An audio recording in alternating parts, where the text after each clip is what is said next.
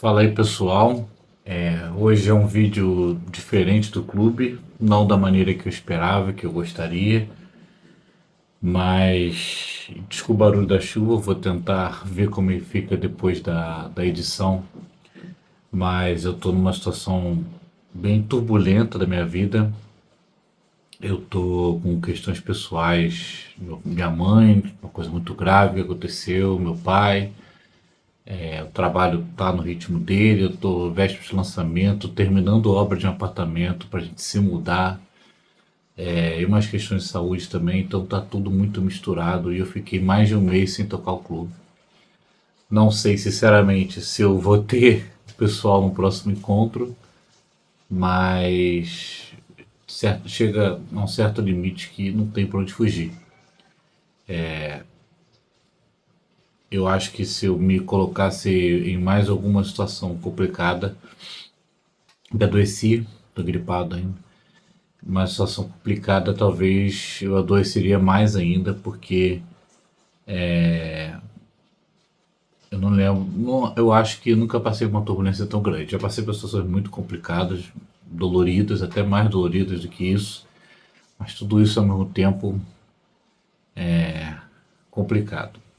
Consigo gravar uns vídeos e tem gente me ajudando na edição, exceto no trailer do livro novo que eu lancei. Não sou eu que estou fazendo essas coisas, estou pagando uma pessoa, sendo que o dinheiro de obra também está uma parada, mas é o que dá, tá bom? Eu quero cumprir com minha palavra, cumprir com os vídeos aqui e se eu conseguir com os encontros do clube, mas eu não sei como é que vão ser as coisas. Estou gravando uma terça-feira, quarta-feira devo esperar o resultado de um exame da minha mãe, que de repente no sábado, em vez de clube, em vez de curso que eu já paguei, que eu quero fazer, eu tenho que subir a serra e resolver isso.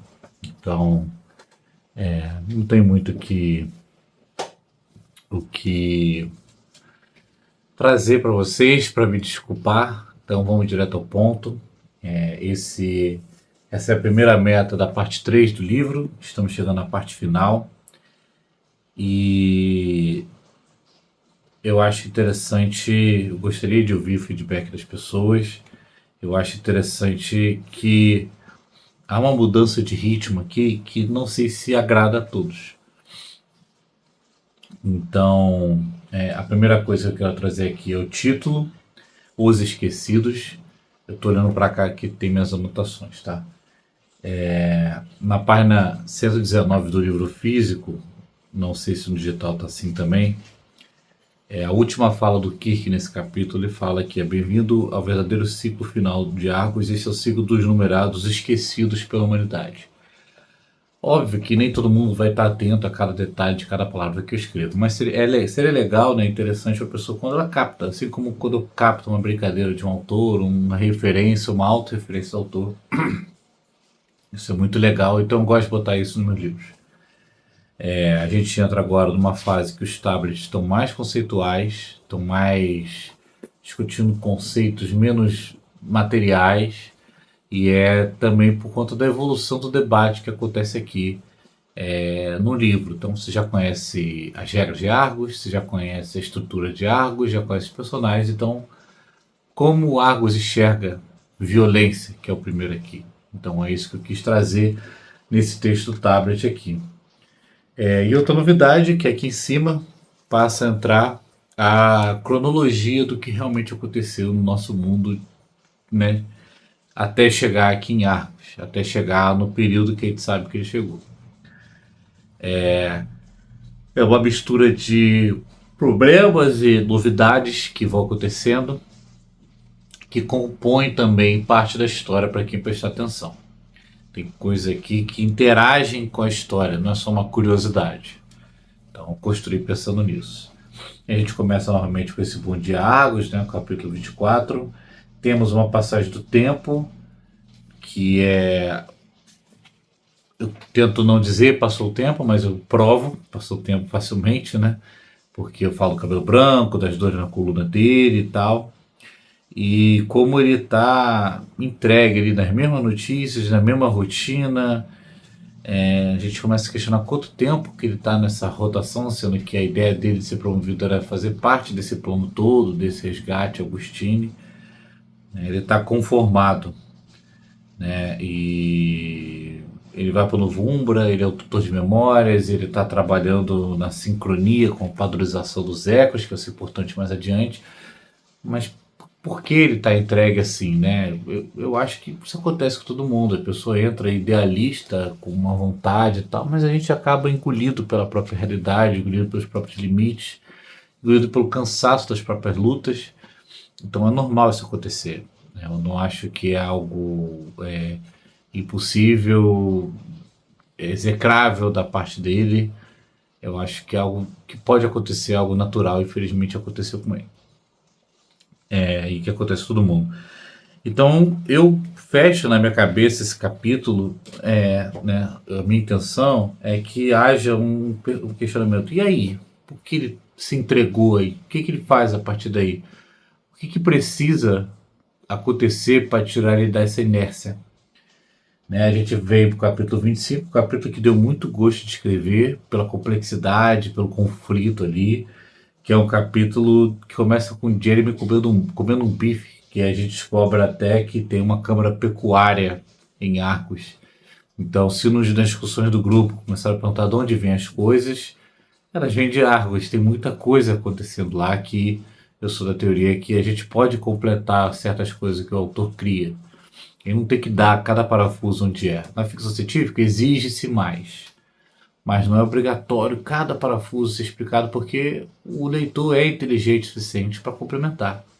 Então eu falei que tem uma câmara pecuária em Argos, eu acho que o leitor pode imaginar, depois de conhecer tanto esse mundo, um salão, uma forma de organização, se eles estão em tubos, se eles estão num pasto, se eles estão numa linha de produção, se eles são clones, você consegue imaginar. Então, em cima desse raciocínio que certos espaços são deixados. Senão vai ficar uma grande palestra no texto. Existe essa coisa do propósito que Hannah, né, aliás, da questão proposital, do pensamento planejado da Hannah de deixar um gap na memória dela para não ser incriminada pelo que ela fez com o Edmund. E ao mesmo tempo ela conseguiu deixar sinais para ela nessa estratégia de transição, confiando nos backups lá, que são os ecos que a gente já conheceu. Então a gente tem o Jeremy aqui efetivamente afetado por esse episódio, né? Tem uma fala dele, deixa eu ver se eu acho aqui que eu anotei, porque ele fala: confesso que mesmo após tanto tempo de vida, na página 275, isso me afetou emocionalmente. É coerente, violento, desejar o fim da raça humana por conta do sistema ideológico baseado na narrativa capenga e falha. Tentamos muito tempo manter condições humanas mais próximas da natureza. Falhamos, ministra. Né? Então ele fala que é a única forma de alcançarmos a plena ordem até compramos nosso destino é construir uma sociedade baseada no fim da racionalidade. Desculpa o gaguejar aqui. Ele mestra, inclusive, o ciclo da elite, né? Fala: se você se comportar, a gente não vai ter nenhum problema, porque ele suspeita que o Edmund não trabalhou sozinho, né, já que foi construída essa narrativa dele ser o protagonista das conspirações novas da Ordem de Era, que ele achou que tinha acabado nos últimos eventos algumas centenas de anos atrás. Mas, a princípio, a coisa continua. Inclusive, na página 277, ele se coloca como Deus, né? Ele fala: a fronteira entre raciocínio lógico e auto-reflexão sempre foi cinza, difícil de definir. Foi, pois não mais o é. O curador fez excelente trabalho, inédito. Se já somos imortais, nos faltava criar a vida do zero.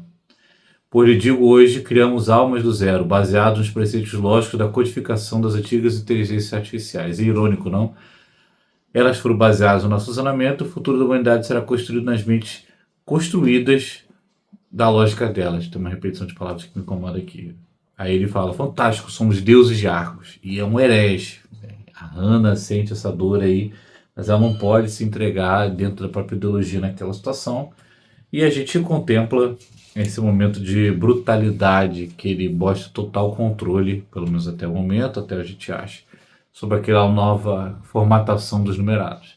Se os esquecidos dessa parte, a gente vê nos próximos capítulos, ainda estão tentando algo diferente, uma possível resistência, ele está construindo numerados que são completamente controláveis, completamente configurados, né? Formatados, é o melhor termo aqui. E bem, ele quer acelerar o plano dele. E por que ele está nesse discursinho de vilão para Hannah? Porque ele precisa dela. Ele precisa do extrato da Hedera helix que a gente conheceu já, que é uma planta chamada Era, e que a gente lá, no momento que estava na estufa, antes de todo aquele conflito que levou à morte do Edmund, antes de tudo isso, ela falou, desculpa, ela falou pra gente o que a Era faz, a planta Era faz, mas depende de cada um buscar isso aí. E, bem, nos dois inícios, da parte 2 e parte 3, os personagens perguntam onde raios está o Martin. Eu gosto dessa perspectiva que ele, como protagonista, ele está convivendo na mente das pessoas, né? E dentro da cronologia, acabou que eu não falei, nesse capítulo aqui fala do fim da ONU e agora do nosso próximo capítulo, capítulo 26, a gente tem o reaproveitamento celular, que é basicamente uma forma de explicar os mecanismos de Argos. Essa tecnologia foi desenvolvida em 2033, não está tão longe para a gente. Bem, capítulo 26, a gente está nos olhos do Menon, sabendo o afastamento do Jasper, do aumento da repressão do caos, do ciclo inferior, e da vida dele é a mesma. Ele achava que ia ser promovido, as coisas estão descobrindo, mas na verdade as sabotagens, os ataques ao sistema elétrico estão sistemáticos e ele já suspeita que tem algo acontecendo e ele está ajudando a Rogato, né, nessa sala de controle, onde também lá está um pequeno caos, né? A gente consegue imaginar que é parte do que está acontecendo nesse movimento todo, da ordem e tal. E ele descobre que o ciclo inferior é uma possível vítima dos controles de danos.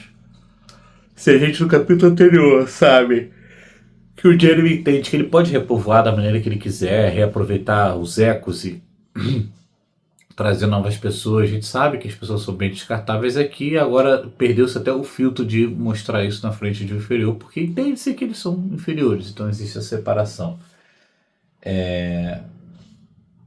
E ele tenta nesse diálogo e tal, mas ela não. A chefe dele não nega, mas também não dá trela para ele sobre esse assunto, que tem gente fora dos ciclos conhecidos sabotando, né?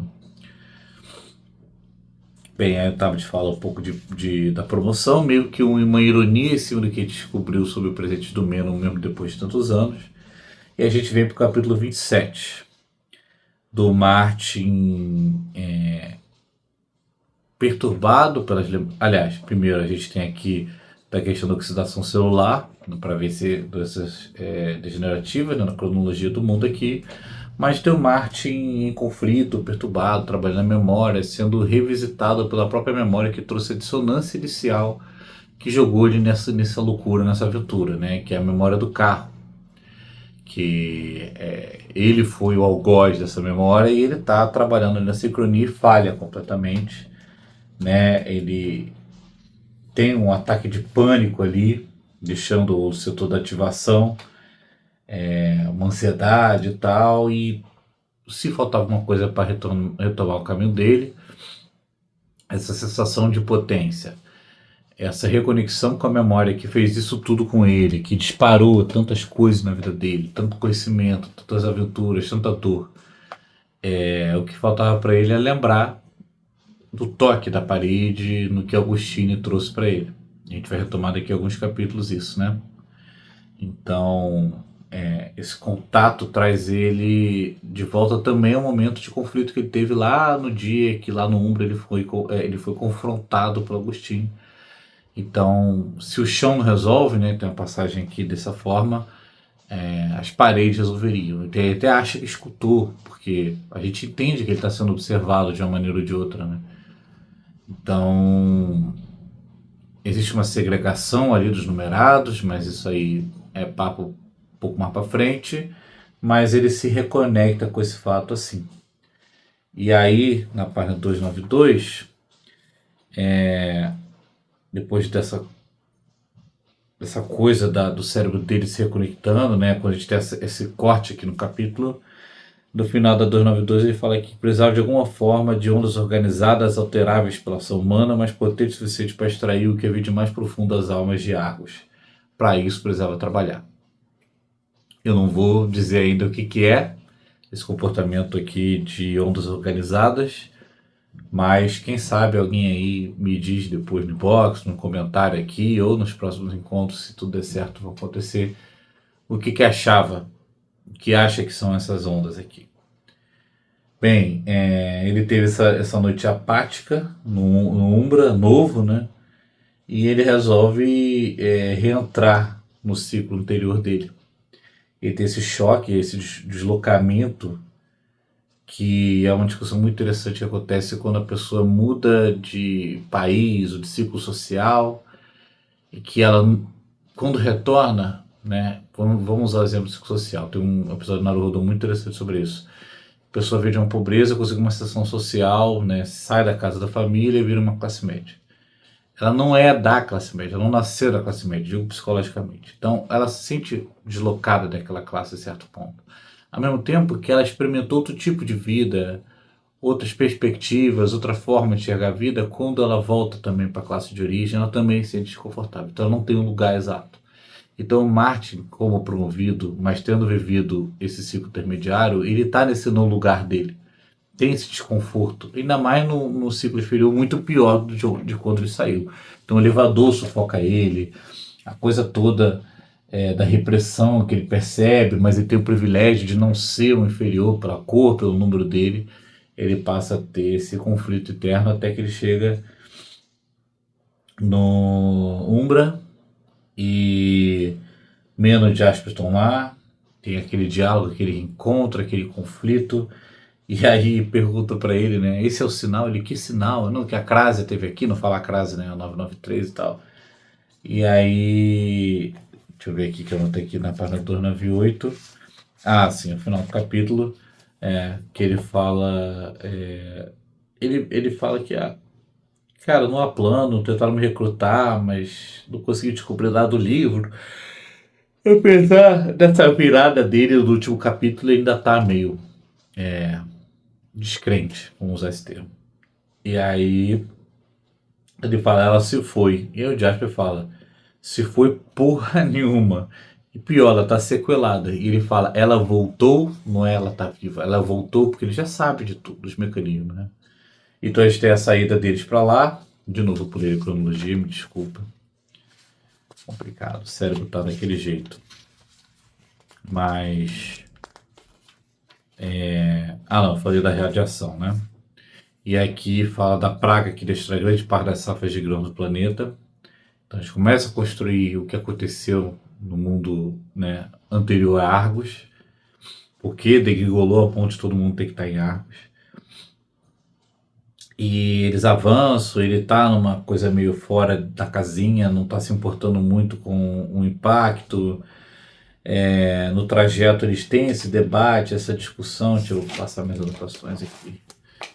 Ele tem esse debate, essa discussão, esse ritmo, essa estranheza, e fala que ela não é a mesma, né? Ele revela, ele resume mais ou menos tudo que tem acontecido, que ele descobriu um diálogo ali à luz do dia, né? Não tem luz do dia ali, mas exposto. Então ele tá nesse frenesi um pouco fora de controle, danoso a ele, então assim, se expondo. Em determinado momento aqui, né, acho que um dos principais dilemas do livro todo, que fala que simplesmente vivemos nesse mundo sem perspectiva ou comparação, pois essas opções foram arrancadas do nosso cérebro. Será que é só ficção? Ou se a nossa vida também é baseada em perspectivas limitadas e construídas naquilo que se espera da gente, né? Daquilo que se espera como produto da nossa existência. Mas fica aí. Pois bem, e a gente tem aqui, né? Depois desse debate e tal, ele chega ao camarote e ele vira pro Jaspers, que remete lá à página 105, a primeira vez que isso é dito, que ele guardou isso para sempre, né? Que foi falado também no momento da tortura, que fala justiça, união, existir. Então ele tem esse grande impacto de encontrar a Augustine viva, e aí a gente vai para o último capítulo dessa meta, capítulo 29, que existe, que esse cofre do Apocalipse aí da Noruega realmente existe, tá? E ele é destruído pela Ordem de Era. Então a Ordem aparece pela primeira vez. E aí fala tá sequelada, só que ele consegue, através de revelações e as migalhas de conexões dela, ele consegue acessar Augustine como emoção, como existência, como reminiscência, né? Como consequência de tudo isso, as palavras que ele disse, essa coisa do toque, da parede, dela sentir. Ele consegue trazer lágrimas a ela só com essa conexão, se ela saber de onde veio, né? É aquela discussão que a gente teve no início do clube, né? Se você edita a memória, você tira o sofrimento, o impacto, não necessariamente. Só que é pior ainda que você não sabe de onde vem o sofrimento. Então imagina o que alguém como ela, tão impactada por essa loucura que foi a vida dela, revolucionária e tal, o que ela sente diante de tudo isso. E o que aparece, né? Traz as revelações, pergunta tudo pronto e tal, revela o fim da Crásia, né? E tem uma coisa que a gente encontra no Kirk, que ele fala que ela foi lançada lá fora. Ah, sim. E a gente tem um numerado com o cérebro, né, se libertando um pouco das rédeas ali, que a gente começa a imaginar que são reminiscências, mas eles são formatados, ou é uma questão natural, uma coisa natural da natureza humana, péssimo, mas enfim. E ele fala que, ela fala, então eu não sou louca, é você que eu escuto nas paredes, eu e os numerados. Vimos você ser reciclada, sofreu, mas também acompanhei o seu renascimento. Você só voltou nos últimos anos, mas nunca nos abandonou, a única capaz de notar a nossa existência. É como ver uma criança se reconhecendo no espelho, é como você vê alguém realmente compreendendo que ela é em si algo, né? E aí a gente termina, né, essa parte aqui dessa meta do nosso clube, desse nosso encontro virtual sem ser ao vivo, encontro gravado, com a epifania do Marte em cima de tudo aquilo que veio, que estava acumulado nele de conhecimento, de ideia, de vontade que ele deixou de lado, mas que ele foi sendo retomado ao longo desse periodinho, desse trecho nosso, e ele é alcançado novamente pelo objetivo dele. E ele fala, eu acho que eu tenho um plano, né? Eu tenho um plano, vamos fazer o seguinte. E aí a partir daí a gente vai para a próxima meta. Desculpa a forma como está novamente, é o limite das coisas que eu posso trazer, mas esse bate-papo eu não quero que acabe. Se eu não puder fazer ao vivo, pelo menos eu trago o que que eu quero, mas eu quero terminar esse livro com as pessoas. E eu fico muito feliz por todo mundo que compreendeu lá no grupo, todo mundo que compreendeu, que assiste isso aqui e que eventualmente vai falado comigo, ou você que está assistindo isso posteriormente, saiba que foi, como toda jornada, né, na literatura, inspirada na própria vida. Estou numa jornada tortuosa, mas vamos vencer, tá bom? Espero que o próximo encontro aconteça, senão eu vou fazer novamente esse dispositivo até que minha vida se acalme, mas que eu liberte as pessoas também dessas metas, leitura, disso tudo que a gente estabeleceu ali. No mais, obrigado pelo apoio, obrigado pela leitura, espero estar trazendo alguma contribuição à experiência do meu livro, essa ego trip esquisitíssima de eu entrar em detalhes do que eu mesmo criei, mas a ideia do clube é que ele continue da melhor forma possível, tá bom? É isso, valeu!